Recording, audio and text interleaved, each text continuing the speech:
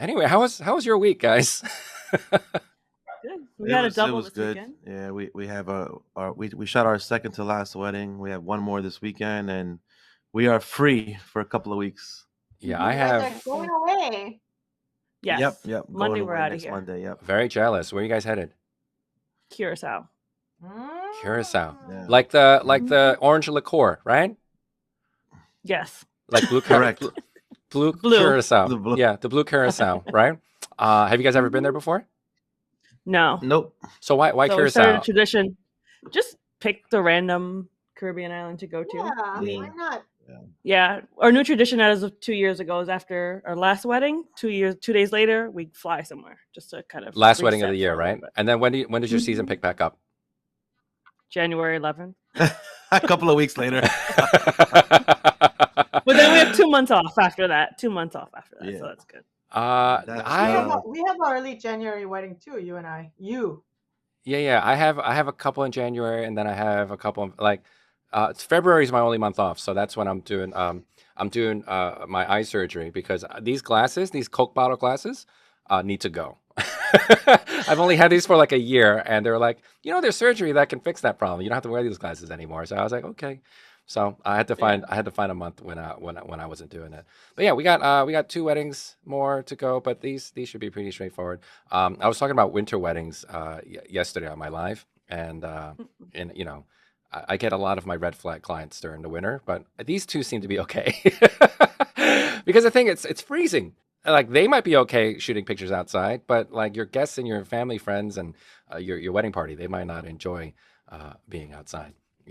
So Yeah. can't And put I've them in bed. learning it's not so much maybe the weather attributes to it, but like by the time you hit your last 2 or 3 weddings, like you feel like, remember when you had a 9 to 5 job and it would be like the day before a holiday and you just did not want to do anything and you would just be thinking about the next day off. That's how I feel at every wedding right now in December. I'm just like going through the motions, dragging my feet and be like, all right, 1 more left, then we're done. So I'm always here to pick up your slack. yes, he's got my back. Oh, hearts. Heart? Do we get hearts? Yeah, I don't know. We don't get any hearts. no. Yeah. Being who we are and what we do, like certainly, we can appreciate what a busy schedule looks like. But do you know who else? Do you know who else has a busy schedule? Our guest for today. Not so much with weddings. He just dropped on the chatting. He only had a few this year. No, but it sounds like he's got a lot. He's got a lot on his plate, and you know what? He's also recently come back from he's travels, so I need to hear about these travels too. And somehow, some way, we're gonna this chat will evolve to one about watches and things like that for sure. So No, we can't. Listen, there has to be. Every episode cannot include conversation about a watch. I mean, listen, we talk about Moses every episode, so why can't we talk about watches? But anyway, Well, I see the kind of watch he's wearing right now, and it's not the kind of watch you want to talk about. Hey man, ain't no shame. Anyway, guys, you guys ready to get this podcast started? We Yes, are. sir. All right.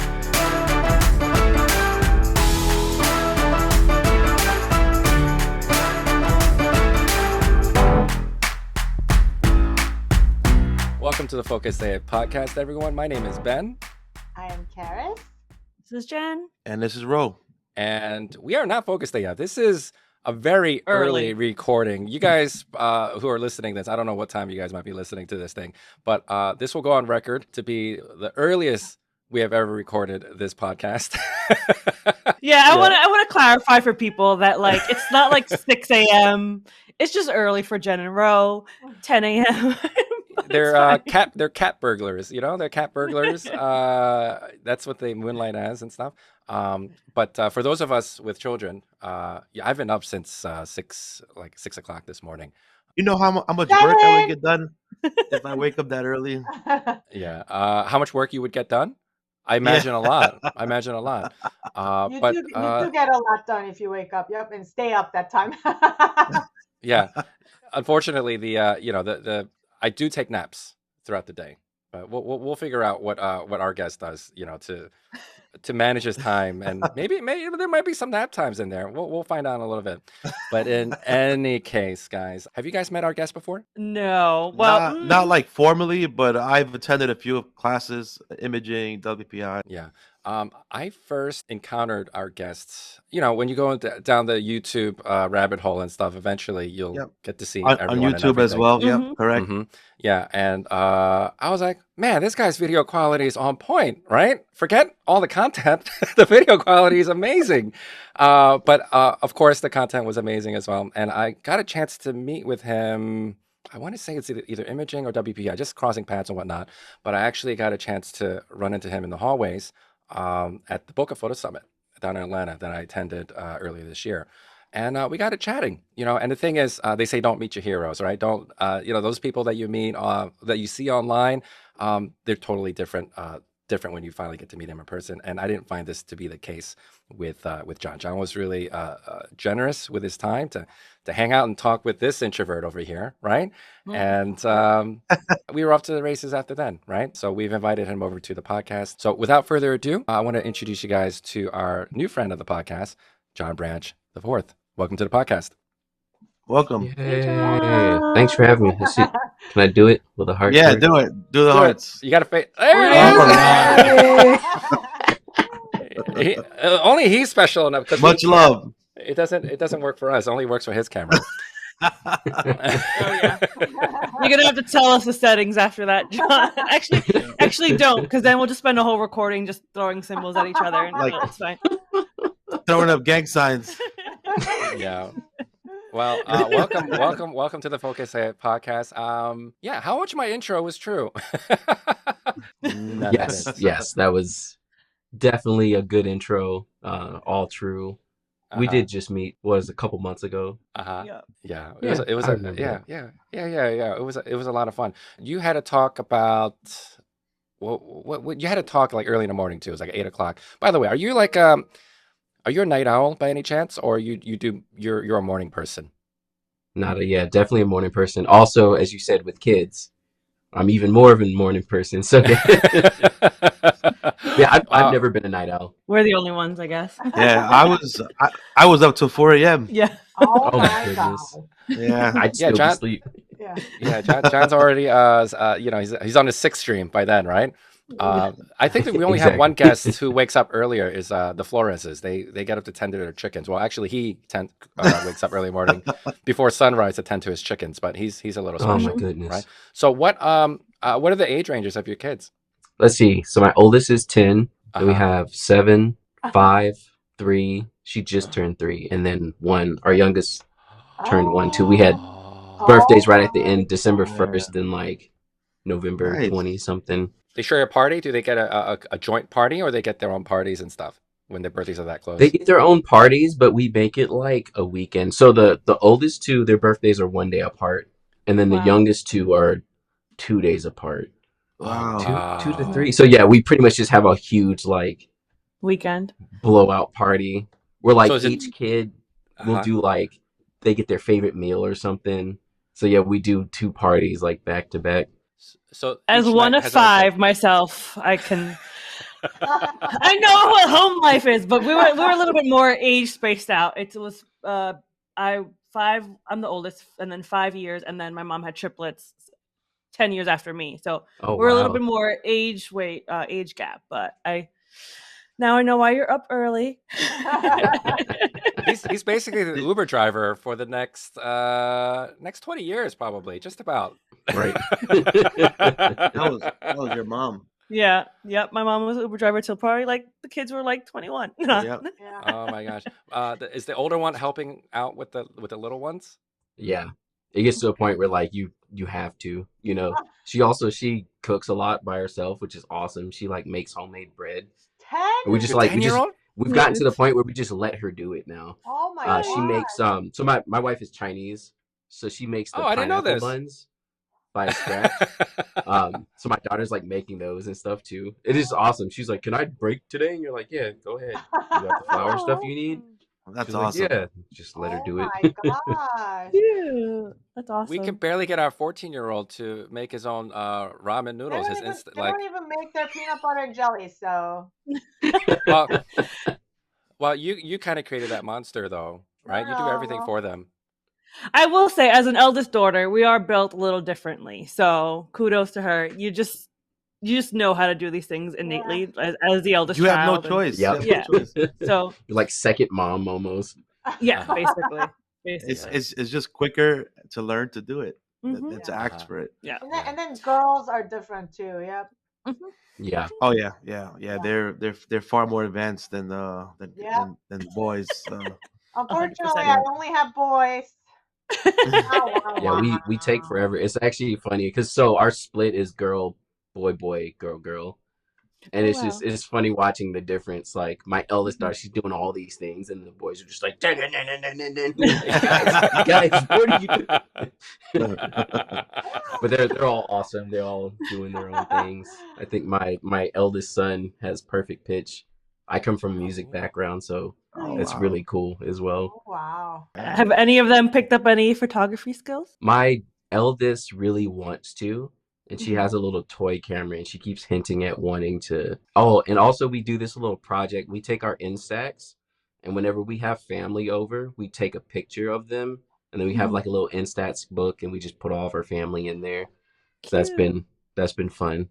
So Oh, every that's time someone awesome. comes over, they're like, "Oh, can I take the picture?" Oh, cute. That's a pretty cool idea. Yeah. So, for those of us who don't know, John, why don't you tell our listeners a little bit about you, how you got started, where you got started, and what you're up to these days. Cool.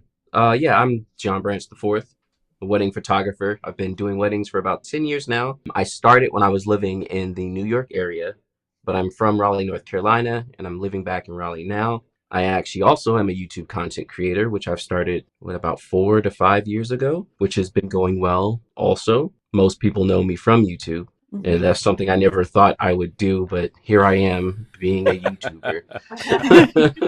And yeah, that's kind of me in a nutshell. 10 years of wedding photography. I have a background in music production, sound design. It's what I went to school for in Boston, Berklee College of Music. I also did a fair amount of tech stuff. I worked in the Apple stores. I worked at Squarespace, some kind of music tech Were you a arts. genius at the bar at the Genius Bar? No, I was a creative. Wait, what So is that? those What's are the that? guys they like teach the classes and stuff. Oh, And yeah, they yeah. don't Okay. do it like they used to. There was like a subscription you could buy, and you could come in and be taught classes. You would like sit Mhm. down and be taught. Yeah. Like I did a remember lot those. of that stuff. Yep. Yep. So that's why it makes sense that like I'm on YouTube because like I've always just been teaching and things of that sort. So you've fallen into it. When did you? I know you. Well, you say you started 10 years ago, but how did you pretty much land into wedding photography? Of all Oh things. yeah. So when my wife and I started having kids, she really wanted to be able to stay home. And I was working at Squarespace at the time, and I was like, well, I should pick up a second job. She was like, no, you should start a business. And I was just like, okay. And so I had just had a failed business trying to do audio post production. And photography was something that I was always interested in, but I definitely would not have called myself a photographer at all. Mhm. And so I took like a year-ish to really sit down and like learn it and understand photography, and then just kind of jumped into it. And when I say I jumped, I really just I started taking engagement sessions, and then like 3 to 4 engagement sessions in, a couple was like, we really like you. Do you do weddings? And I'd never shot weddings, and I was like, well, sometimes I kind of. And then they were like, we want to book you.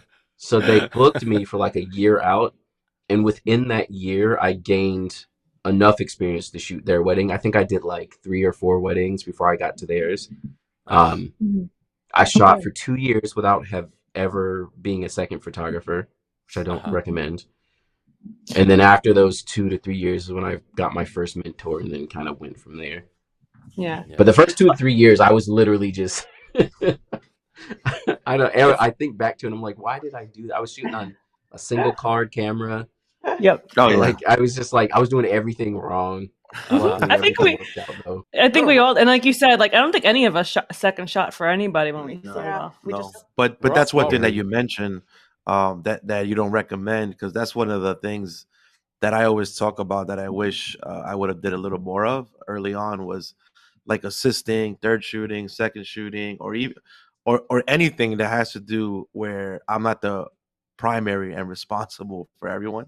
Mhm. Less pressure, a less pressure environment would have been nice to learn from. We're all reckless That's here. actually where I got my 1-star story from. I have a 1-star review that Oh was no. the absolute worst. But Let's that hear was it. in those first 2 to 3 years. Oh, it's Well, so if y'all are familiar with Sepia Bride, it's okay. very similar to that. Where Uh-huh. I booked this couple who was a recommendation from an engagement session I did. Uh-huh. We met in person and it seemed fine. They wanted to book my largest package. So at the time I was like, whoa. And booked my $2,000. largest package. Everything's cool. Yeah. It was I've never seen $3,000 in my life. You get Anyways, 5 books, five um, books, and save the dates and magnets, all of it.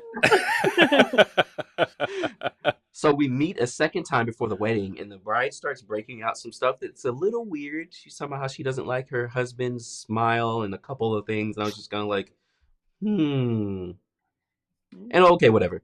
Wedding day went. Wedding day was fine. Everyone was happy. It was great. Delivered the photos and get the immediate like, are these even edited? I hate Oh this no. and that.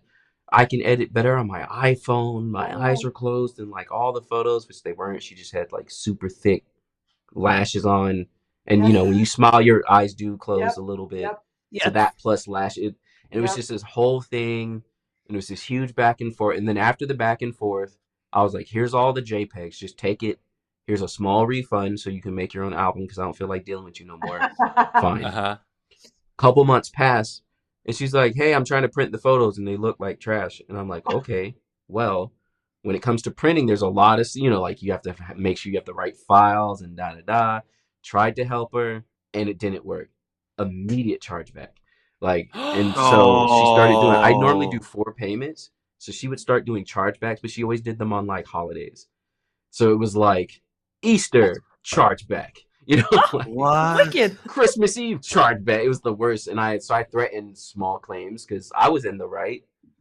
She just wasn't aligned with what she was receiving. Mhm. Mm-hmm. I ended up not taking her to small claims, but basically she took back 50% of all the money. And then she left me 1-star reviews everywhere on the internet. Like accounts I Wow. didn't even realize I still had open got 1-star reviews. And she did it like, it wasn't Christmas Eve, but it was honestly, it's like 2 days, like 8 years ago or something. to this day, it was like December 20th or something.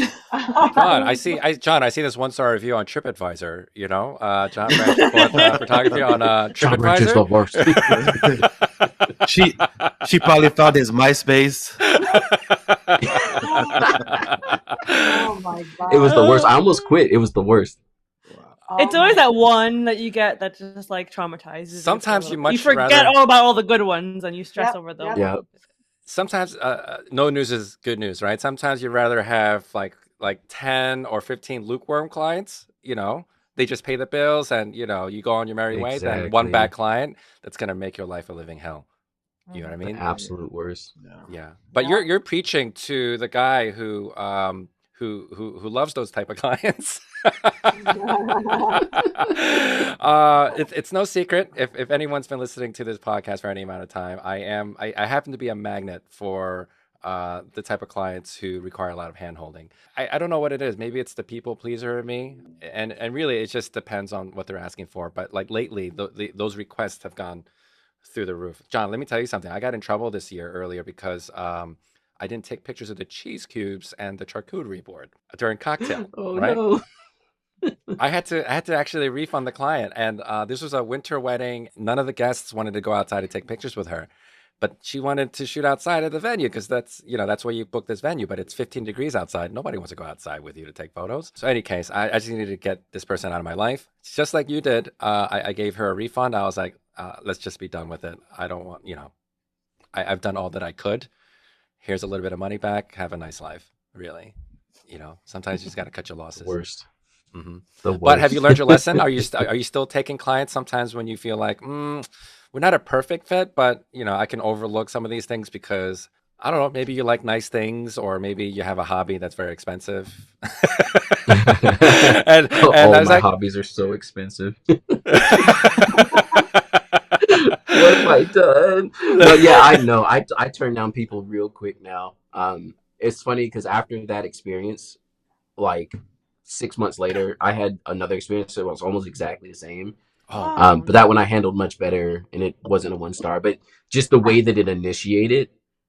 Now the relationship with the couple was better, so that wasn't the same. But like when she emailed me having issues, I was like, "Oh my god, not again!" But it went way better. And now, yeah, if I hear any red flags slightly, I'm usually quick to be like, "Okay, I'm not your guy," and I'm not being mean. Like I want you to have a good experience, Yeah. and right. it sounds like I won't give that to you. So let's find you someone who can. Mm-hmm. Yeah. Yeah. We forgot to ask our question. Mhm. So we asked every guest this. What did you charge for your first wedding? Oh, my very first, which luckily wasn't a full day. I think I charged $500, Oh, that's good. Not Yeah. bad. but it was 500. only ceremony and like partial reception, and that was about it. So like Like 5-ish 5 hours. hours. That's still pretty good. That's Uh-huh. 8 Moses cruises. You can get 8 Yeah, Moses yeah, cruises for that correct. money. How many hours did did Moses shoot for that? I think he shot like 6 or 7, six Yeah. or Yeah, eight, six around there. for Yeah. It, for it was 60 it was a bucks. full day.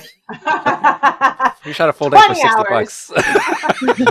Wow. Yeah, he shot like almost a full day for 60 bucks. He got taken for a ride. By far, he was the lowest. Like, if you're not counting the free weddings that people shoot, right? Like, as far Yeah. as monetary wise, he got 60 bucks off a full day of shooting. So he's our metric. But you He's know our what? metric. At that point, like it's just a random number, right? $60. How do you come up with? Yeah. Yeah, but 500 is not bad. I mean, that's around what we all of us got too for our first one. Is minus Karislav. Karislav doesn't count, but for Jenn Ro and myself, I think mine was about 600, 400 to 600, No, and then ours was like 300, right? Mhm. Yeah, somewhere in yeah, that Karis price came out range. the gate charging $4,000 right during COVID, her very first wedding, Wow. right? $4,000, right? But she She's a was an little special. experienced shooter. She Hey. had a Okay, that makes sense. she just abandoned Ben and did her own thing. And you know what? Now currently, as we are recording this, she's $100 more than I am. I was like, you know what? Why even bother charging $100 more than me? She's just trying to prove a point now that she can charge more than what I can charge. Correct. There's no point. There's no point in any of this. It's all silliness. Yeah. So 10 years ago, what was your shooting average per year for the past few years? I know you're doing less now, but kind of what were your? 'Cause were you in Brooklyn? So I was in Astoria. I was working. So Squarespace, when I started, was in Chinatown, and then they moved over to the West Village. So we were like in that general-ish area. I was full-time at Squarespace when I started. So I really never took, I think I did 10 at max one year, maybe 15, but I was always fitting it in between. Luckily, during my time at Squarespace, I became a team lead. So I wasn't the immediate like customer service, have to answer all the emails as much anymore.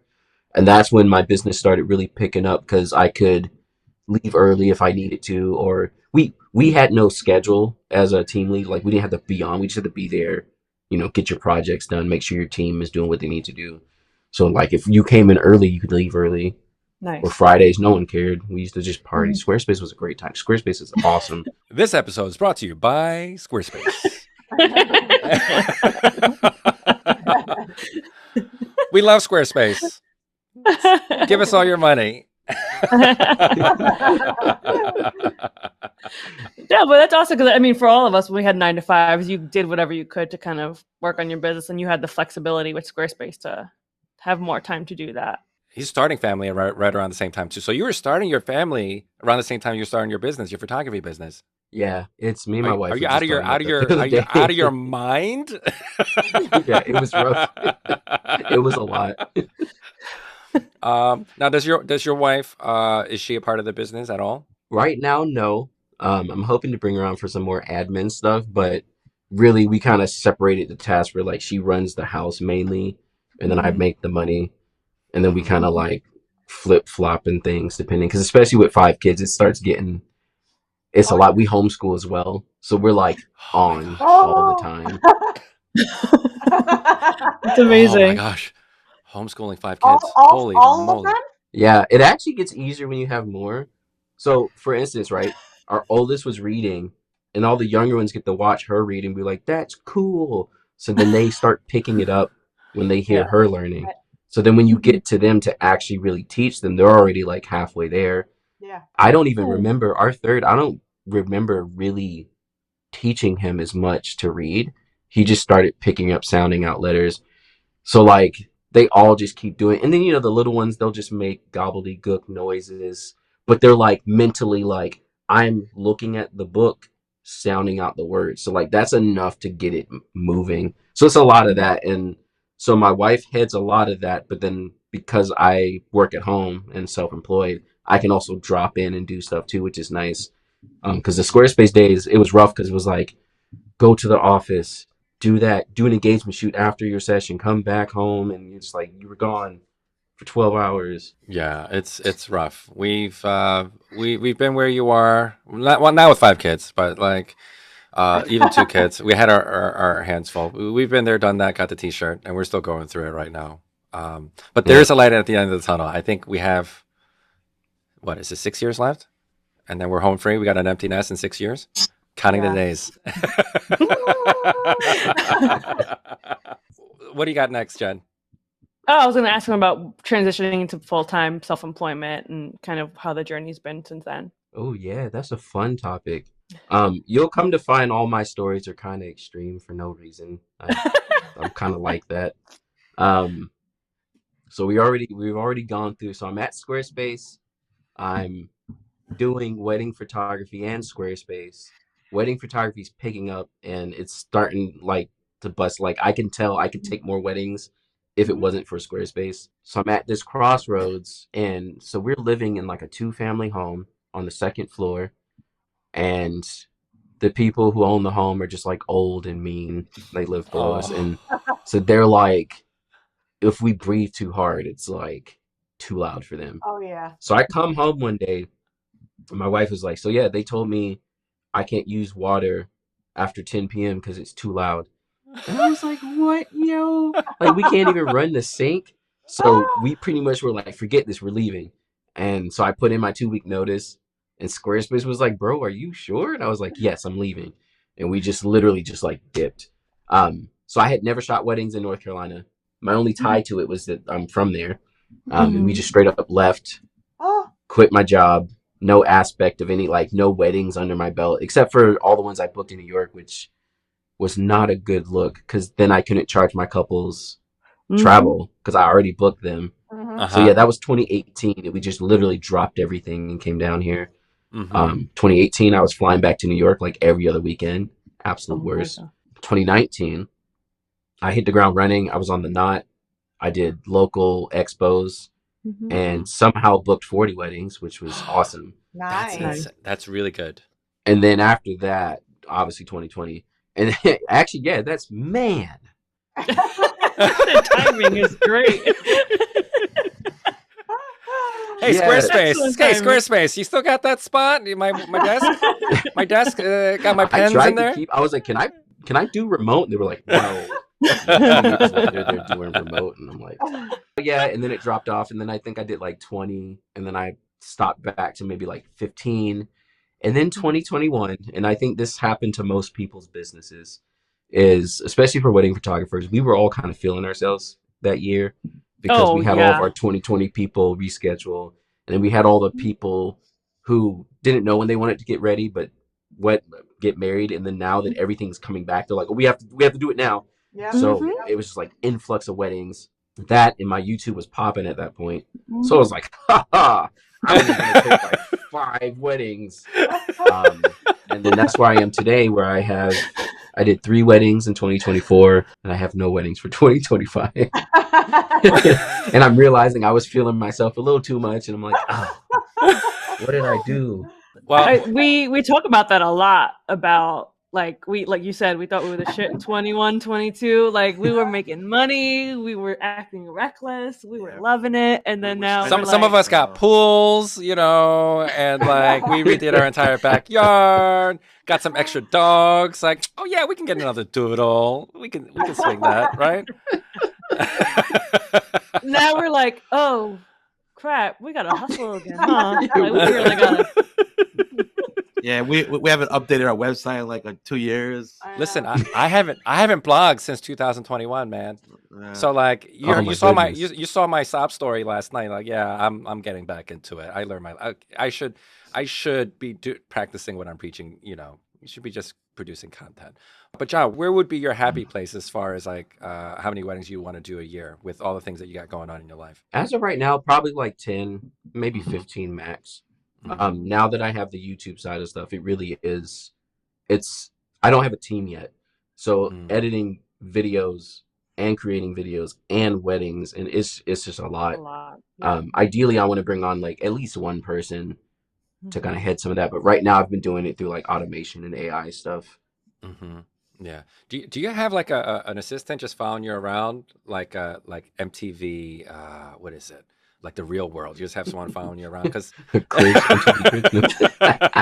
MTV Cribs. It wasn't MTV Cribs. It was more like a MTV like the Real World. Just like a day in the life Yeah. of John and while he's at work and stuff. It's usually just me, but at weddings, I hire a videographer. I have a guy I use often, and he'll just come to the wedding and Just video follow me you around. the whole time. Yeah. It's fun. Don't, I have don't to tell even my film the couples, I'm wedding. like, so he's gonna be here videoing me, so don't worry about him. And if you have a videographer, don't worry, he won't be in their way. He'll just be in Uh-huh. the back. They're like, oh Nice. yeah, cool. That'd be funny. They're like, "Hey, does he mind to film our ceremony? We don't have a videographer." Can I have your clip for free? I'll pay you an extra $50 and yeah, can you just Yeah. get some audio of my vows and my Yeah, right. toasts? Man, these clients are brazen now, because it's a Yeah. buyer's market now, not a seller's market. It's a buyer's Yep. market in the wedding space. So they're asking for a lot of things now. But that's just the nature of what it is. I tell my students all the time, right? And I talk about this in my class all the time. For a lot of the folks who got started like around 21, those were the good days, man. Like you had more work than you knew what to do with. So they didn't really have to work very hard on their marketing because the work was easy to get. But now the market is sort of kind of corrected itself. These folks are struggling real hard. They never learned how to market properly. There's a little Yeah. bit of struggle now, similar to how we struggled when we first started, 10, 15 years ago, building a business from the ground up. We had to like be gritty, have that anxiety, not knowing when that next inquiry was going to come in. We've lived through that before. But for a lot of these folks, it's a new experience for them. They've never experienced this Oh my this goodness. anxiety and hunger before. It's Very refreshing. true. Yeah, it's refreshing to hear that your story is it's actually not an uncommon one. We've for business owners who've been doing this for any amount of time, it is a common story. So Yeah.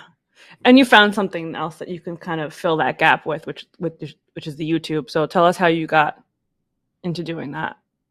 Yeah. So YouTube, I actually had a YouTube channel in the past when I was focusing mainly on music and music production. So I had YouTube chops, except back then I wasn't taking YouTube serious. I just like to make videos, I guess. So back in the story when I just up and left to North Carolina, we got down here and now I have all this extra free time on my hands. And I was like, maybe I'll do YouTube, I guess. And I can remember specifically telling my wife, I'm like, I'm not gonna make it serious. I'll just try and I'll make some videos, whatever, try and be consistent. And I think maybe 10-ish videos in, I had my first video pop off that got me into the YouTube partner program, which is when you start getting paid. Yeah. And so then I was like, oh, well, I guess I will be consistent now since I'm getting paid. That was late 2018. And then because I had enough content up until 2020, that kind of like kicked it off because everyone's stuck at home watching videos anyway. Mhm. So it's not even that I started in 2020, but I was already doing it.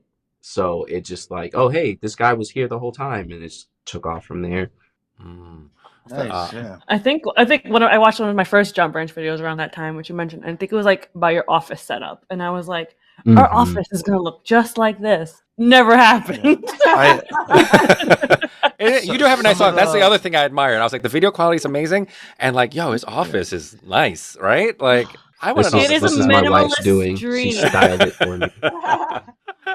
I don't like clutter. I like clean. And I was like, oh, this is beautiful. I want that. But you know what's good is like all the different content, because Jen's talking about your office video, but I used to watch all your like on the field videos, on like on location shoots, like weddings, engagements, because that's the type of stuff that I like to watch.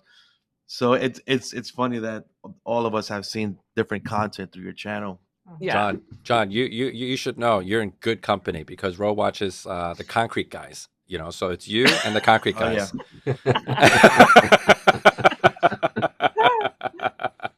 My algorithm is pretty funky right now.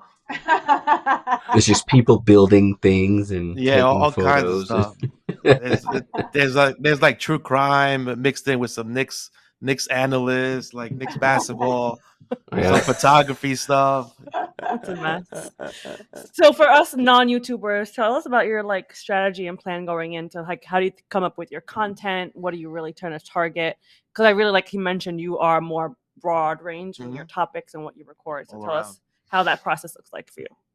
Yeah, that's like so my mentality towards it goes with kind of how y'all saw that it's like kind of broad, because I like to call it like an umbrella of what my niche is.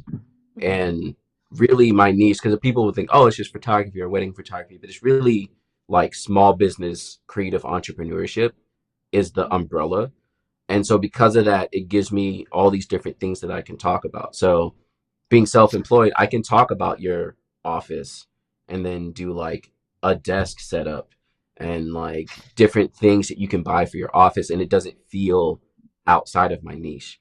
And so because of that, with this umbrella now, I can be like, okay, I'm going to talk about services that photographers can use, or I can straight up just talk about cameras, or I can talk about your office, or I can talk about like a bank service that you can use. And it gives me a wider range of videos I can create. And so then I'll sit down and I use ClickUp, which is the same as like Trello and Asana. They're all different. And I just literally brain dump as much as I can. There's different tools now that will help you as well. But I also do searches. So I'll like search on YouTube and see what people are searching for. Take that information to get my ideas for videos. And then from there, just figure out how to make them. I don't script. I'm not a very like organized person in the least. Your office looks is telling a different story. Y'all should see it most of the time. Every now and then I clean it, but like I have even my desk right now, like it's fairly clean, but I have things like pushed in the corner, like haha, they're out of the scene. Most of the time before I shoot a YouTube video, I have to clean up something. It's super annoying. But yeah, I'm not very organized, but I'm a very like bullet point. I'm a doer, but I like if I had a teammate who was the planner, I would get so much more done because I just need someone to be like, here are the points. I'm like, these are great ideas. Okay, do it. Great, do it. So I just make bullet points, and all my videos aren't script. A lot of people are surprised. They're like, they're not script. And yeah, just kind of So you're literally just talking. points. You're not even like and then just talking. Just That's bullet good, points. though. Talking to bullet The points. bullet points help. Yeah. After you record it, after not using a script, how much editing do you have to do after that? Or are you like a good like you can talk straight through with no editing after? I've gotten really good where I make minimal mistakes. Wow. Very, very minimal mistakes. It's actually it's weird to me sometimes because I do it. It's like, okay, editing. It depends on how long the video is, but you're talking maybe an hour or two for like a 10-minute video, give or take. I actually started using this new AI tool called Gling, which, if you all are familiar with Imagine AI, it's kind of that, but for video editing. And it's really cool because if you're doing just like a talking head video, any pauses or mistakes where you say the same thing over and over, it'll just go through and like put the cuts in and get rid of it in like 5 minutes. So I use that as like my first pass. So I'll record my thing, throw it in Gling, it'll cut it up, and then from there I'll B-roll and make sure everything is fine because it does make mistakes. We use the script for that purpose to take out the they're about the same. I actually don't know where Glean came from because it's like unknown of. No one talks about it. Yeah, we have a producer who goes through this stuff for us, and then I do it for this podcast. I do it for the other stuff too. You'd be surprised some of your speaking habits and stuff. Unless you listen to yourself, you don't know what your speaking habits are, Yeah. right? Like, I'm sure you. I don't know. Do you listen to yourself or watch yourself when the things go out? Yeah, I have again. I'm an audio producer, and I used to make music, so I've been listening to myself for like 20 years. I actually enjoy my voice quite a bit, but But yeah, like I'm highly critical of my own voice and my mistakes and all my mess ups and stuff. So like I'm a little OCD when it comes to that. Uh, you know, making sure it sounds right, and so it's very surprising that you like your own voice. A lot of people hate the sound of their own voices. maybe I'm just narcissistic. I don't know. Yeah, I've never disliked my voice. Most people hear it recorded because again, I've been recording it honestly since like high school because I've been making music for that long. And yeah, and I never was like, ugh. It was just kind of like, there's my voice. It's fine, I guess. That's exactly how I feel. Yeah. Well, maybe it's men that really don't mind the sound of their voices, but once we record this, I don't go back and listen to this ever again. No. I know. We know you don't. So you say you come from a music background. What did you play any instruments? What instruments did you play? Yeah, so I played alto saxophone's my main instrument, and then I dabble on the keyboard and drums. Dabbling is like enough to what I would call is like not a studio player, but like enough to be able to create a song. Because especially nowadays, you're doing a lot of it on the computer. So to input your notes, the easiest way to do it is like a keyboard. So I would not consider myself a piano or keyboard player. But if I sat down at one, you might be like, "Oh, you know how to play." It's kind of like that. I'm really not. I don't know what I'm doing. Yeah, we actually had a saxophonist on the podcast a couple weeks ago. Yeah. Do you know? Can you play "Careless Whisper"? You get that request when you bring out the sax.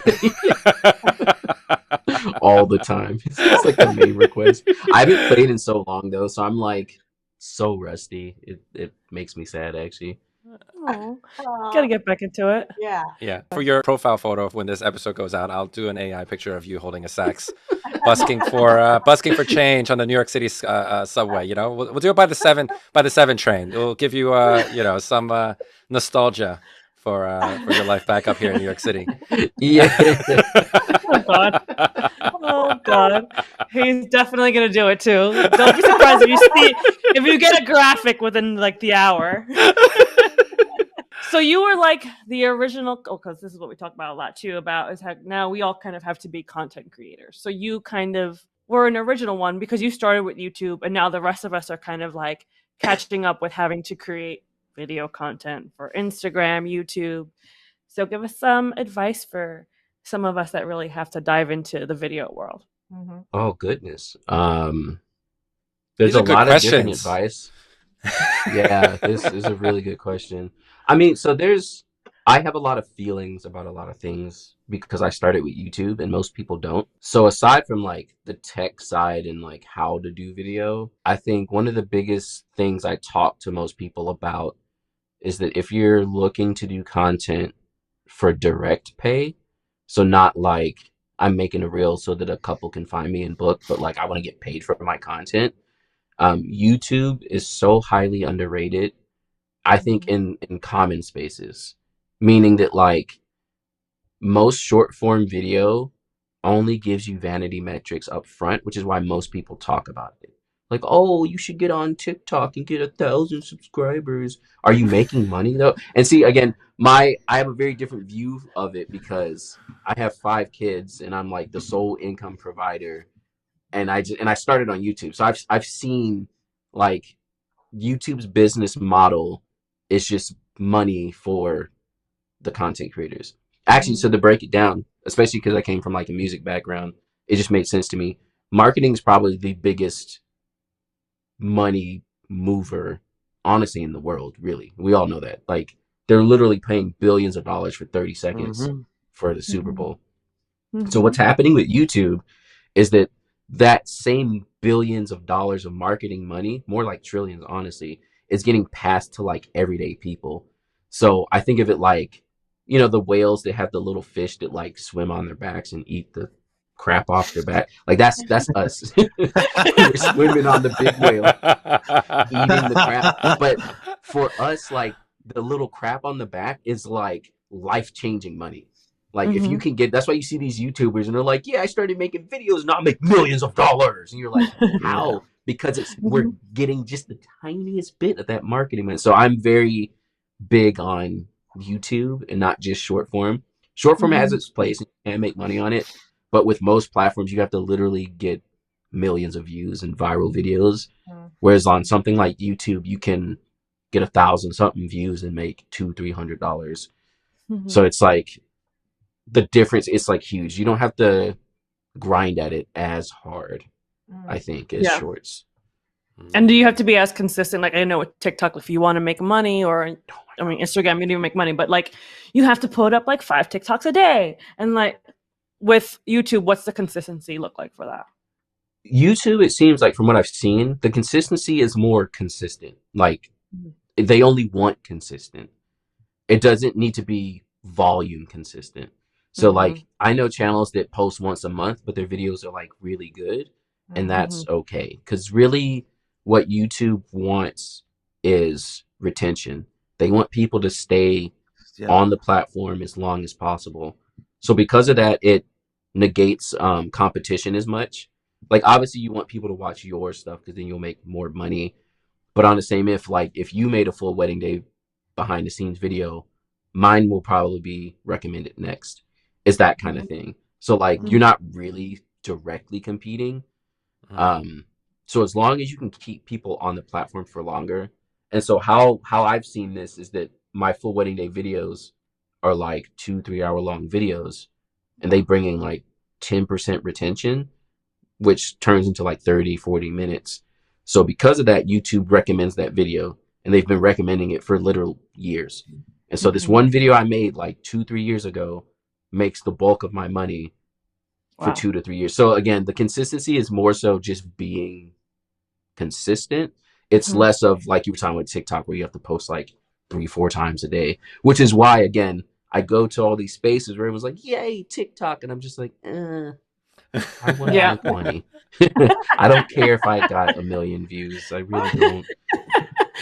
Yeah, actually for us, like you mentioned, for short form, it makes sense for retaining clients for weddings and things like that. But I think we've been kind of exploring more the YouTube for things like the podcast and more educational things. But I think each bucket has its own place online, I feel like. But at the beginning, you just kind of like throwing your shit everywhere, like, and seeing what sticks. The grind of YouTube is hard at first. That's the difference. And that's why people always talk about like Instagram Reels and TikTok, because it's just much easier to feel like you're seeing results.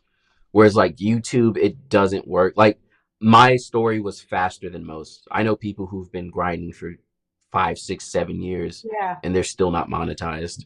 So it's not easy, but it can be, if that makes sense. Yeah. You know, speaking of that, I watched a video a couple of years ago by Jared Polin, and he was showing like how long it took him to actually start making money, and it was like I think 8-9 years before he was able to like really, you know, do it 100%. He has a team now, but he like showed his journey, and it took a long time. Very long time for him. I think, well, everyone who started out in the early days, I guess it wasn't as, not that it wasn't as popular, it was just like no one was really monetizing at the time at the beginning. No, but it also showed like the evolution of how the content was being made. Because before, everyone was just like sitting, the quality wasn't there. Everyone would just record and try to, you know, put out content. And then it got to this point where the content became like really, really professional, right? And then the stuff that they were teaching was also really good. And I feel like that elevated like all of YouTube. Because before, YouTube was a place where I would go watch videos of somebody like doing something crazy or pranking somebody. Those are the days. Or a music video if I wanted to watch an artist music video. And now it's like this resource for if I want to learn how to do something, or if I want to watch you know, a podcast. Like it's just endless different channels that are on YouTube. Yep. How do you figure like I learned how to like fix watches and stuff like that? It's all on YouTube. Hey, he snuck it in. Exactly. That's I mean I was yeah these are like hour-long 2-hour-long videos and stuff, but like I'm learning something. People I remember learning this at the Bokeh Photo Summit, and Miguel Quiles is another YouTuber, right? And or he does a lot of marketing on YouTube, and part of his presentation he has a Rubik's cube that he's solving while he's doing his presentation. It's like, listen, I didn't learn how to do this on my own. I watch YouTube to learn how to do this. You know, people are on YouTube. It's the number 2 largest search engine on the planet. You know, people are going there to find solutions to their problems, and if you can provide that solution to them, you'll have their attention.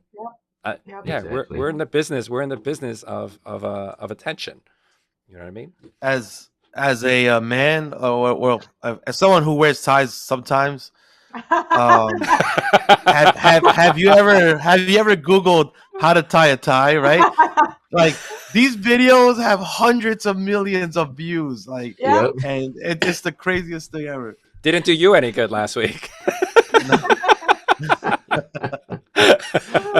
Since we're now like foraying into YouTube ourselves, what are tools are you using, or tips and advice on how to like set up videos and things like that? Well, on the back end is what I mean, because like recording and doing all that's great, but like putting it online and making it useful is where the tricky stuff comes in. The biggest one I've been using so far is vidIQ. That's what helps me search and get ideas for my videos. Because what I can do on YouTube is I can search for, like, I sit down and go, okay, I want to make a video about X thing. So then I go to YouTube and I search that thing to see if people are searching for it. And then vidIQ, what it'll do is it'll show me how many people are searching for it, and then how many competitors I have in that topic. And then if you're like low competitor but high search rate, they're gonna be like, this is a great video, you should go ahead and do it. They give it like a grade. It'll be like 60 or something out of 100. It helps with that, and it helps with adding tags to my videos, because that's another thing. YouTube is second Google, so you have to treat it like you would almost like blog posts. Like, you want not hashtags, but you want to tag your video. You want to do your SEO type stuff in the description. The title and the thumbnail should not only be catchy for whoever's looking at it, but also SEO friendly. Because the easiest way to get started on YouTube is to have something that's searchable. If you have something that's searchable, people are going to find it. It's almost like there was a YouTuber, and she did a lot of like at-home holistic stuff, but she had an old video about how to make at-home like sanitary wipes. So obviously 2020, that video blew up because it was searchable and no one could buy sanitary wipes anywhere. And here's this video of how to make it at home. So it's the same kind of, if you make your stuff searchable, and that happens, that's going back to the consistency of YouTube. That happens. You'll have a video that did trash sitting in the background, still makes money, even though no one views it. It may make sense, but it's making something. And then all of a sudden, for some reason, that topic becomes popular again, and now the video blows up out of nowhere. I've seen some of my videos 6 months do nothing, and then all of a sudden just like because you never know what's gonna go on trying to like hit along the way. Do you spend a lot of time making YouTube shorts? Do you do anything in that field? I have feelings about shorts. So I started like trying to do shorts, and I think they like destroyed my channel. That's a whole nother topic. Yeah, I don't like short form, as you can tell. So the reason though, so again, a long form video, you can get 100 views on it and make $300-400. It depends on the CPM, which is cost per mil. So how much you're getting paid for every 1,000 views, which that depends on how much the advertisers are paying YouTube, and then what the cut you get. It also depends on the niche. Certain niches have advertisers who pay more. That's why people do finance on YouTube. Obviously, those are banks. Banks got money, so they make more money as a YouTuber. Shorts make no money at all. And for whatever reason, YouTube is pushing them harder. So I started trying to do shorts because they're like, do shorts. It'll be great for your channel. You can link to your long form videos. It'll be awesome. So I did it, and I found a couple of things. One, YouTube pushes them more, so they get more views, but they make no money. Two, no one actually goes to the long form video. Oh, there goes my balloons. Yeah.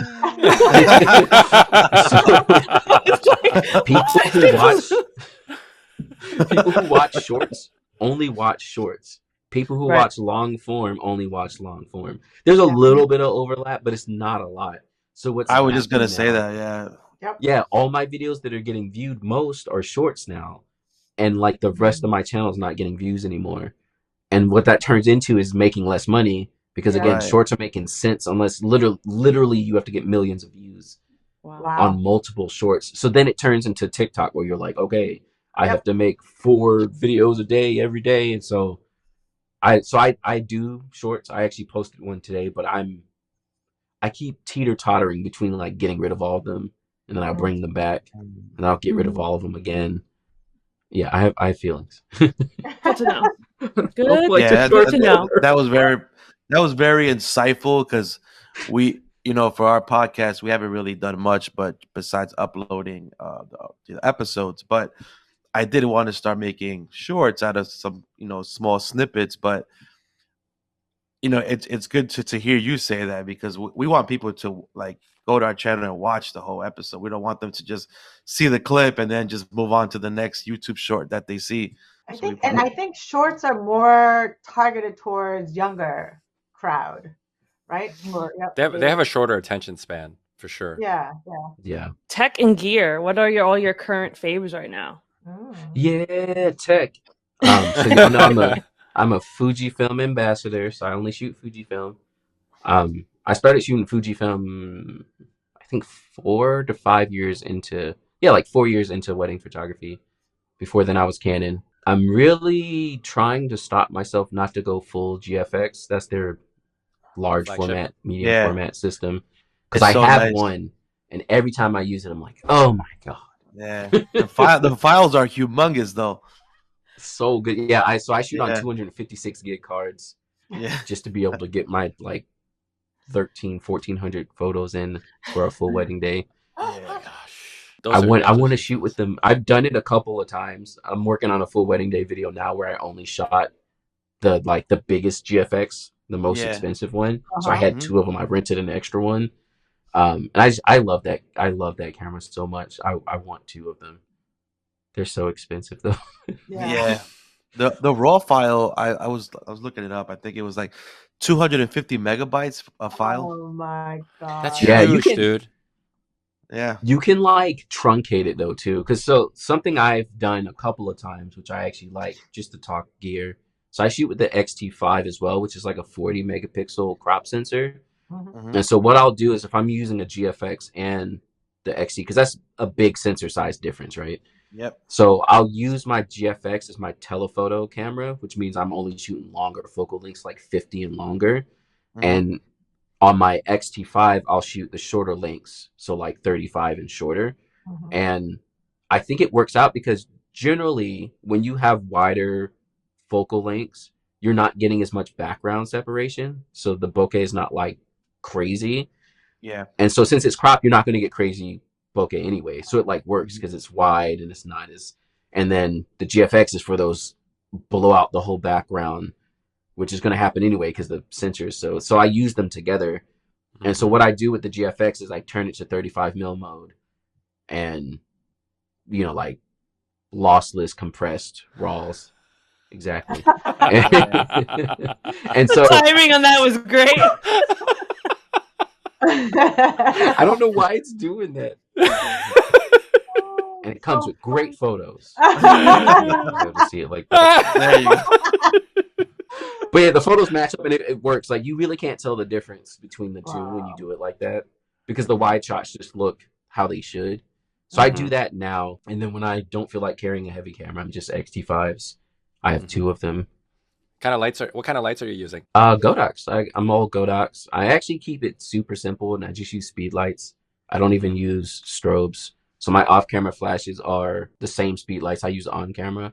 I actually don't like doing off-camera flash, but I started doing it a couple years ago because you eventually run into that situation where you're like, okay, I need off-camera flash. So I went ahead and did it. It's like a glass ceiling at night. There's no bounce. Oh my goodness! I shot it was the Brooklyn Botanical garden. the botanical, yeah, and it's just a greenhouse. Yep. Yeah, at Right? night it's literally this glass top, Yeah. nothing to bounce off of. You're like, okay, Time to do it. You guys, the Melinas were actually. Were you guys in the greenhouse also at Madison Hotel? Or were you guys in the ballroom? At the Greenhouse. conservatory, yeah. Yeah, you guys were also in the Yeah. greenhouse. Yeah. They Same. ran into our governor. it's dark. Oh wow, Yeah, he Yep. was there for another wedding, but Yeah, that That's was crazy. pretty funny. Yeah. Well, we're still talking about tech, right? So, the wedding is finished.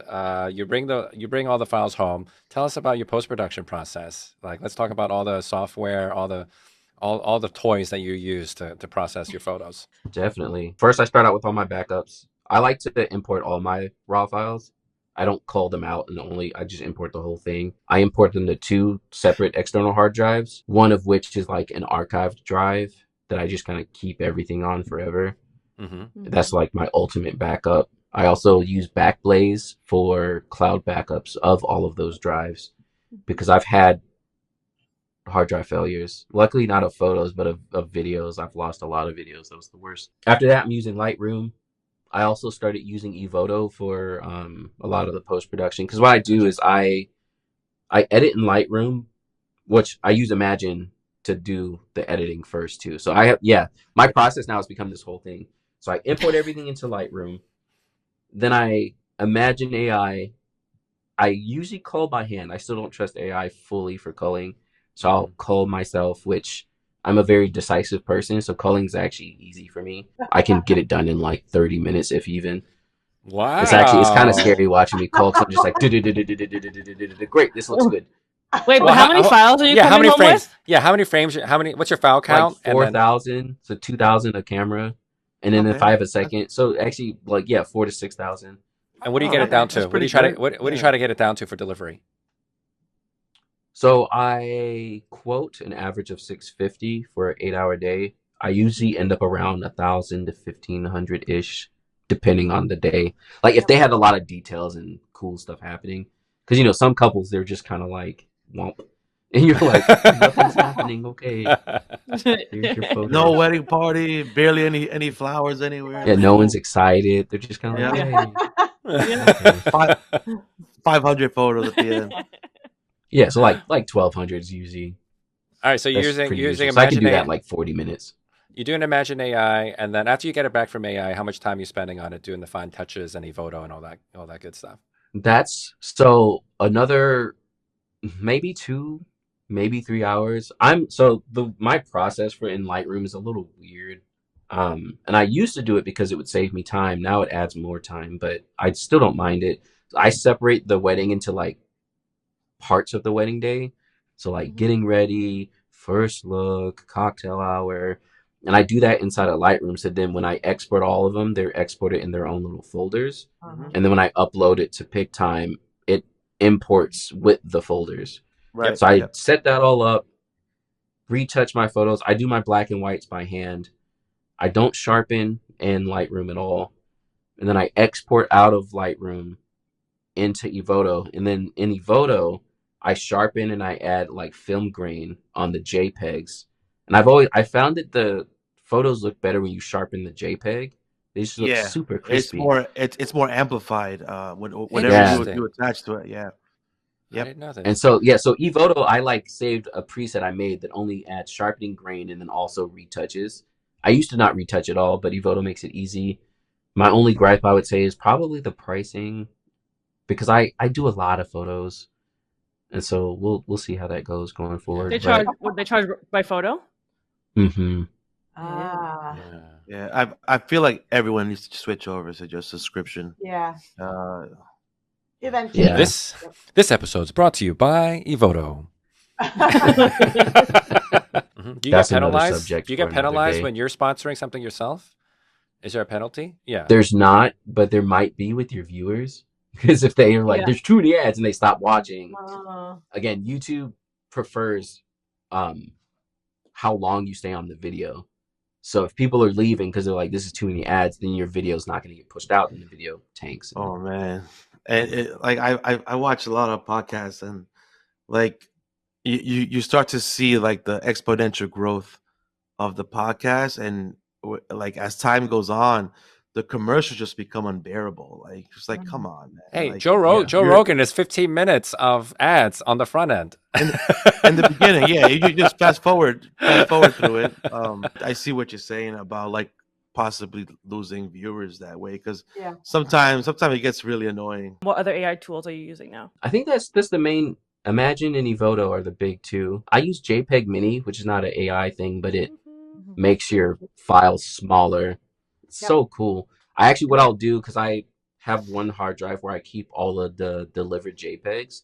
Eventually, like at the end of the year or something, I'll just take the whole hard drive and throw it in JPEG Mini and let it like truncate everything. And it's crazy. It'll come back, be like, I saved you 50 gigs. And you're like, Yeah. wow, Yeah. it's a I love lot of watching space. numbers. The photos just the little things like I filling up. You're like, this is the that's greatest. that's actually a very good idea to do. Like, because we have JPEG Mini, but we haven't used it We in haven't used it in years. so long. We used to use it for every wedding. Now we just upload the high res straight into like PicTime. But as far as like storage, like backing up the JPEGs, Yeah. that's a smart thing to do. Just take the whole year, just put it in there, and just let it do its work. Mhm. Yeah, That's yeah, smart. we use the JPEG Mini, and also the websites that we use. They like the small Oh yeah, sizes. You Yeah. yep. for SEO Yeah. I purposes, do that. you want them to be smaller. Yeah. Yep. Speaking of Yep. websites, right? I now I remember how I came across John in real life for the first time. It was at the grilled cheese party in the hotel room in Vegas. Oh yeah. They were The showing grilled cheese party. they were showing John a demo, and I don't know, he was just like mesmerized by whatever's on the screen. He couldn't leave, so he was just stuck there in front of the chair in front of the screen while they were showing him the demo with the grilled cheeses in the background. You know what I mean? That was my first exposure to John in real life. I remember. The grilled It's like cheese 2 party. years ago. It's That's like, remember right. that? I met you at the grilled cheese party.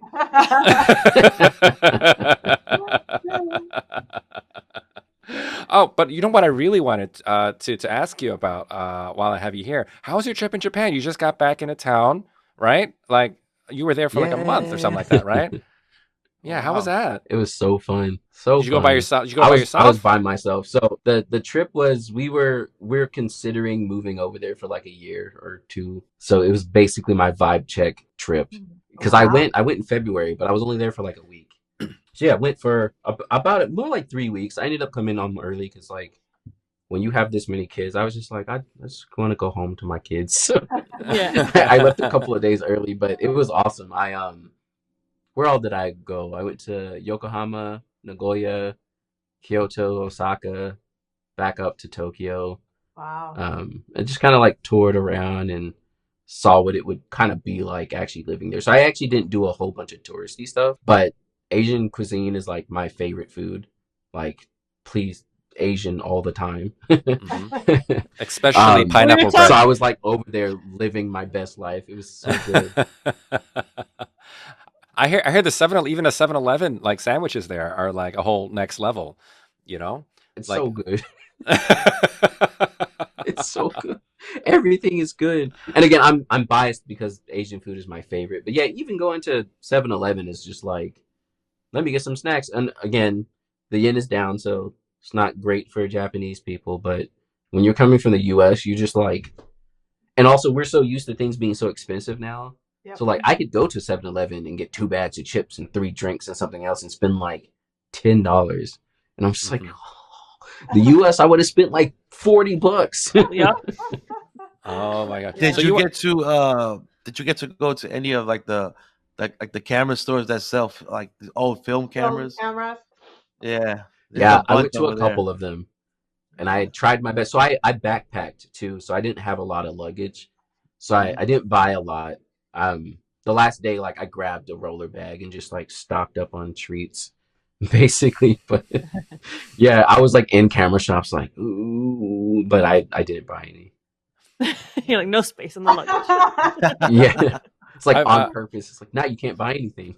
I've always been. I'm imagining you going through because you traveled solo. I'm imagining you in one of those like coffin hotel rooms, right, where you just slide into your bed, like a I did a cool. couple of those actually. Did you really? What? Yeah. They're little pots. But actually, so when I first got there, that's what I stayed in for like 3 nights. That was actually my most eventful because when I got there, I couldn't find the place, but it was around all these like love hotels. So then I had to go into a love hotel and be like, "Do y'all know where this other place is?" It was just like weird. And then I found it and I went. And the one I stayed in, I didn't realize it didn't have normal showers. It was called like a bath and something else. So it only had an onsen. What's that? So It's like this a is that's sort of like public baths. oh. And I've never done an onsen before, and there's a whole process to it. So it's kind of that was my story. I like flew to Japan, so you basically are in the air for like what, a day and a half, Uh-huh. Right? and then I slept. So I'm like 2 days in with no shower, but then I realized that it's only an onsen, and I'm like, I don't know if I'm ready for this because with an onsen, the process is you go to the onsen and you have to wash yourself off first, but you're basically butt naked, like. You don't go in with a towel or anything. Like you just go and then you wash yourself on the side somewhere because they want to keep the water like clean and natural. Because this is like like water from like volcanic springs, like warm and stuff. Even inside of buildings, they're still pumping it from the actual spring water and stuff. So you have to go in there and then wash yourself butt naked and then just get into the bath with everyone butt naked. So I ended up just Hello, like Are they hello. swallowing separate? my Are they pride, and I separated? had Are to they do it. separated by sex? Yeah, Oh, Oh yeah. and they're very extra about that too. Like it's very like separate. Even those hotels, the capsule hotels, they're floors for the different sexes too. So like the women have their own floor. The women in that one had showers, but that specific one I stayed at was a bath onsen for the men, which it was nice. But it took me. I wasn't ready. So because I was sleeping, I still was jet lagged. I ended up going at like 4 in the morning because I was like, okay, no one's gonna be in here. Like maybe one person. I'll go now. And it's like a I pool went. There party was in one there. guy. It was like a guy. He looked like he was Yakuza. Yakuza, they're usually tatted up. Uh-huh. So at most of the onsens, especially the old school ones, they don't let you go into them if you're tatted up because they just Oh. assume like you're a Yakuza or something. It's like the rule, like no tattoos. Yeah, this dude was Oh. like he was tatted all the way up his arms and stuff. Oh. So it's just me and him in there. And I'm like awkwardly like Is there a no washing myself with. is there a no eye contact rule, or you just like I don't know. you're just I was watching the just guy like, next to you while you're showering and while you're bathing, just eye contact, eyes up here. and then you just calmly sit in the bath. You just sit there. There was a sauna too. It was nice after I got over everything, but That was the first day, right? By the end of the week, he was just like, "Yeah, come on over, guys. yeah, just walking down the You want streets to bar? naked. You want to borrow my loofah? You want to borrow my loofah? Hey, let me help you out here. Nah. Let me soap your back. You know." At that point, I'm buying like some wipes, so that I'm just gonna wipe myself down in the room. How's the leg room in those capsules? Because I've always been curious because I was like, oh my gosh, because I've slept on like military ships before, right? And there's no leg room, and I imagine it's going to be very similar. You just have to sleep on your side, right? No, it was pretty spacious and long. So I'm like 5'8". I'm not super tall, but I definitely had leg room. And they have like a nice little like shade you put down at the end of your hole so that you can just close. There's lights on the inside. There's a little TV. It was Ooh, cool. I TV. brought some earplugs and I just earplugged it up and fell asleep. Mm-hmm. Melina, do you guys know what a love motel is? Or love hotel? I can guess, but go ahead. All right. So Karis the and name, I, right? for our honeymoon, part 2 of our honeymoon, we went to Korea to, basically pay our respects to her side of the family because most of her family's in Korea. And, we weren't going to intrude and stay at her relative's place. So we got some hotels, but I didn't know the existence of a love hotel, right? And so we'd stay at this hotel. I'm like, there's a condom dispenser in the shower, babe. And various, Wow. looks like lubricants and things like that, right? Like, this is a weird hotel, right? And that's when we put 2 and 2 together. Because there's all kinds of like, shenanigans going on next door. I'm like, what the hell's going on? This is going on like around the clock. I don't know why we stayed at a hotel that time. Did Karis take everything from the hotel room? Oh, John. Not those. So John doesn't Ooh, know. this is great. So John, Not so all those. John should know. Whenever we stay at hotels, my wife's notorious for stealing all the lotion, the conditioner, the shampoo. If it's not nailed to the wall, she's taking it home with us. So this includes like the towels, the robes. I have so many resort towels in my house. I was So, like, hey, we have enough so, towels. so there's probably a condom dispenser in your shower.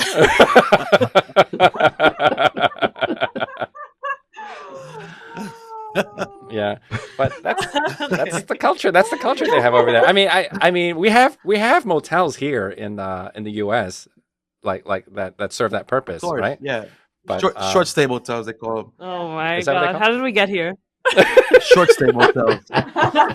There's one on Route 1. It's the one with it looks like a martini glass, but it's a hot tub, right? It's a hot tub in Yeah. the shape of a martini glass. Wow. So you got to go up these stairs to go down into the martini glass, right? And oh, it's great, John. I'm gonna have to share that picture with That's you, right? crazy.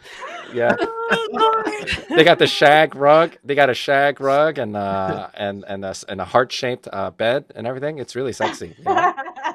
If you're trying to have a sixth kid, this is where you bring your wife, right? Like, Yeah, it sounds like a good time. Oh, mar- Lord, how did we The wind up martini tub.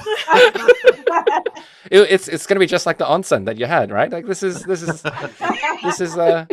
onsen of Route 22 in New Jersey, right? So all right. So John, what are you let's get back on track. So John, what are you working on right now? What are you most excited for 2025? Oh goodness, am I excited for 2024? You know, we talked about it earlier with the 2021-22 feeling ourselves, and we haven't been posting since. And so yeah, I'm just concentrating on like the areas that I got too haughty in, and I need to like dial back in. Um, but no, again, I'm a bad planner. Everything happens last minute, so whatever awesome is going to happen in 2025, I don't even know about it yet. Yeah. I got a couple workshops under the belt coming up. At These the are beginning of yours the that you're year, but that's hosting, about it. or are these are yours that you're hosting, or are you like speaking at some workshops? Yeah, mainly speaking. I haven't done my own yet, but people keep asking me about it, especially here in North Carolina. So that hopefully will happen at some point. But yeah, I'm like WPPI. Oh, I'm on the main stage this time for WPPI, which is Oh, cool. nice. I didn't Oh, realize that was the case. They're like, yeah, we're gonna have you, and then they put out their advertising. And they're like main stage, and I'm like beside people like not Lindsay? working. Yeah, like every Lindsay? time I see it, it's like Lindsay Adler, John Branch. I'm like, how? How is this possible? Or Vanessa Joy, you know? It's like, Yeah, I'm just up there. Oh, hi guys. I didn't even know I But was you know on the what? main stage. But Vanessa's That's always awesome, just man. Vanessa for us, you know, because she's from Yeah. our state, right? Vanessa's. So I hung out with her a bit. Vanessa's just Vanessa for us, you know. But good for her, you know. We love Vanessa too. But yeah, so you're gonna be in Vegas. So we'll see you in Vegas. Are you gonna be in Dallas? I don't know. I never heard back from them. That's imaging, right? Uh-huh. Yeah, I never heard back from them. So unless Fujifilm wants me to be there, I probably won't be. A lot of people don't know with these conferences and things like that. There's a lot of there's usually a lot of chaos that goes on in the behind the Oh scenes my that people don't really goodness. know about. The attendees don't know about. Mm-hmm. You know, even for my presentation down in Atlanta earlier a couple months ago, they put me up an hour earlier. So like on the schedule, I'm supposed to be doing my presentation at like 10, but they put me up at 9 o'clock. It's like Andre just reached. He's like he saw me in the hallway. He's like, "Hey, are you ready to go like now?" Because you know whoever's supposed to be here for the 9 o'clock slot, it's not here yet, right? So can you do the 9 o'clock slot? So I was like, I mean, I'm ready to go. Let's go. let's do it, I guess, right? But there's always a little chaos and there's a lot of things going on. But as long as the attendees have a great experience, you know, they're learning something. Yeah, there's no harm, no foul. You know, at the end of the day, that's what we do. Are you doing these things? Are you doing Lens and Light too? Did I see your name on there? Yeah. So that's my first one next year. So I'll be up in Connecticut. It's been a long time. Again, I went to school in Boston, so I lived up there for like 6-ish years. That's where I met my wife. But I haven't been up to New England area in a long time, so that'll be cool. Nice and cold. Does it get cold down there Yeah. where you Oh are? my god. Yeah, it's gonna be nice and cold up here when you get So up for here. whatever reason, right now, I guess we have a cold front, and it's freezing cold. It's like 20 degrees, and Oh, North wow. Carolinians are like, Ooh. "Oh my god!" But like, yeah, that was my rude awakening moving to Boston because it snows down here, but you're talking like an inch of snow shuts down the whole city type of Yeah. thing, Mhm. even in the big cities. And then I moved Mhm. up there, and it's like 24 feet of snow. And I'm like, great, that means school's canceled, right? And they're like, no. No. I was like, what? Man.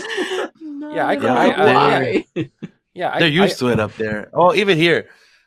But yeah, they Yeah. get a lot of snow up there. Yeah, I remember growing up in New York City. We had like probably 6 feet of snow. I was still walking to school, man. Yeah, know? same. I'm not even that old. Well, maybe I am, but like I'm not that old. Like, oh, I went to school uphill both ways, barefoot, no shoes, and 10 miles. notebook bag. Notebook bag. You know. I would get sent to school sick if I would had a cold. Didn't matter. You were in midst of school. Yeah, going to school. Never missed school. Yep. Yeah. Now, like, if you have a sniffle, they stay home for like 3 days. Yep. Yeah. Well, actually, John's kids don't get that excuse. You know, they got to go to school every day. You know. School, yep. They don't Like, get any. you're sick. Well, you're days. only doing one study today, but you're doing something. Do All right. the roll call for attendance. Not here. So tell us about your Rising Star experience and Oh, what people wow. really need to know about awards. And getting I published forgot and I won featured. that. I forgot I won. That was actually really cool. Yeah. I don't know. Awards are cool. It's great to help you like stand out in your own community. I think sometimes as photographers, we think that it'll help us on the like booking more couples and things Yeah. like that side, but no one cares. Like, Exactly.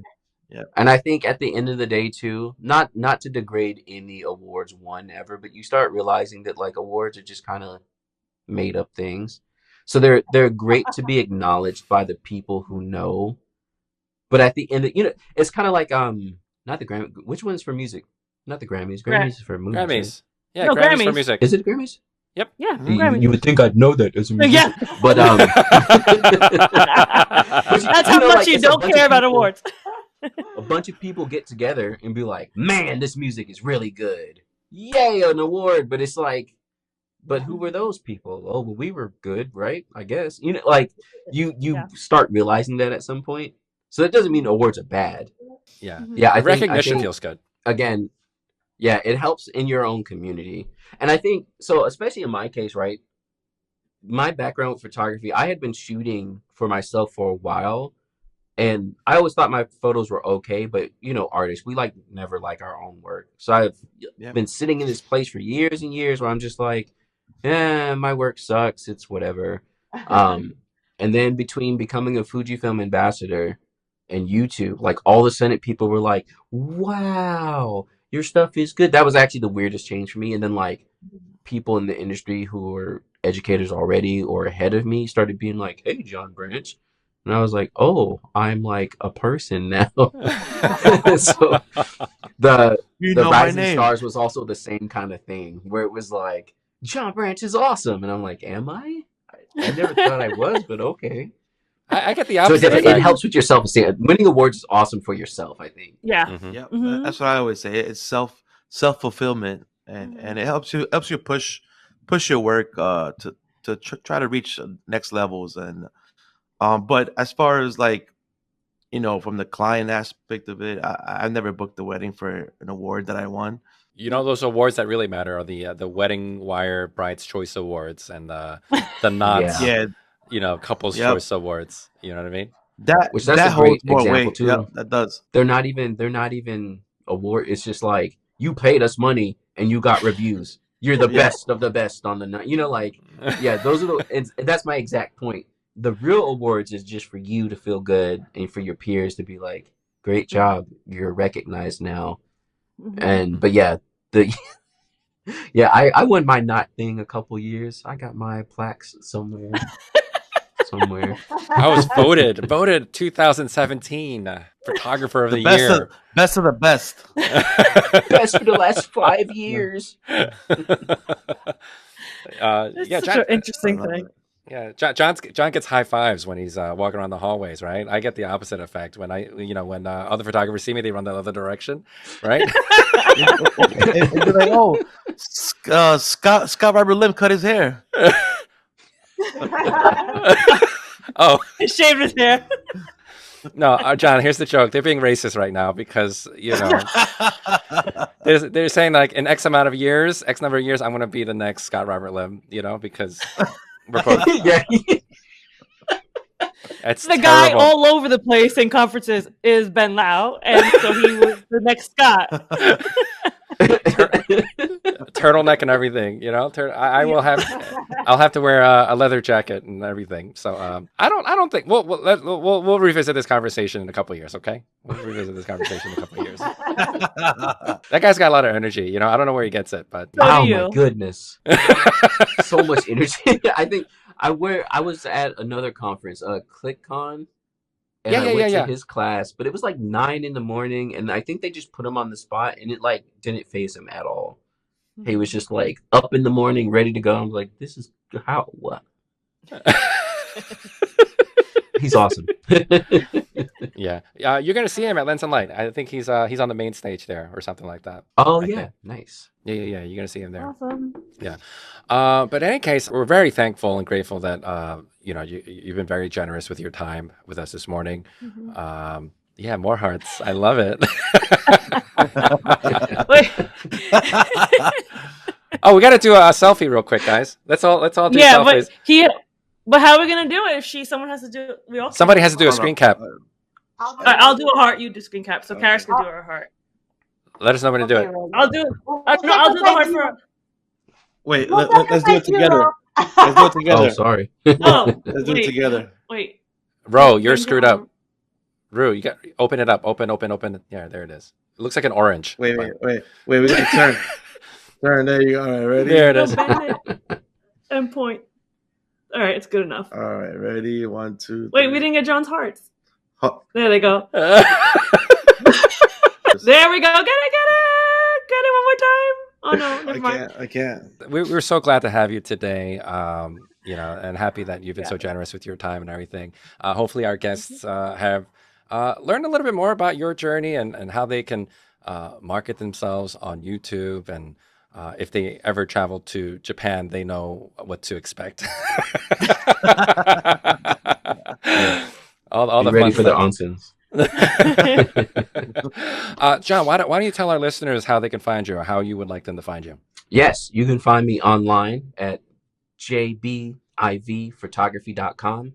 And also, that's the same for all my YouTube and Instagram, just at jbiv photography. Or Awesome. jbiv if you want to be cool. J-Biv, like that. I'm gonna call you J-Biv. Stage name. Yeah, we'll see you at the weekend. Hey, J-Biv. J-Biv. What's up, J-Biv? J-Biv, and we're gonna do heart. We're gonna do little heart emojis and stuff when we see Every you. time we see you. Every time we see you, that's gonna be our thing now. Okay. But John, thank you so much for hanging out with us today. If you guys would like to check out our behind the scenes bloopers, highlights, all that good stuff, you can find that on Instagram at focused.af. Our website is still not ready yet. I'm going to be working on it this winter. I promise. It'll be good to go a year later, right? But you can also find us on YouTube at the Focused AF podcast. All the episodes are up there now. You guys can be subscriber number 15. Are we at 15 yet? I'm kidding. Probably. I don't know. If you guys would like to submit some stories, you might hear them on the air. You can email those over at hello@focused-af.com. So on that note, are you guys focused AF? We are. I'm ready to work now. Yeah, we're ready to go. Ready to work AF, right? Yes. On that note, thank you guys so much for hanging out with us today. On that note, we'll see you guys on the next one. Adios. See you later. Yo. Yeah. Focused AF is a fun, business-focused podcast for wedding creatives. Co-hosted by award-winning husband and wife wedding photography teams Ben and Karis. And Jenn Ro, where we help fellow wedding creatives with their sales and marketing. With laid-back conversations and real talk with some of our most favorite people in the universe. And with that being said, are you focused AF? I am Focused AF today. We are Focused AF. I think I might be Focused AF. Welcome to the Focused AF podcast.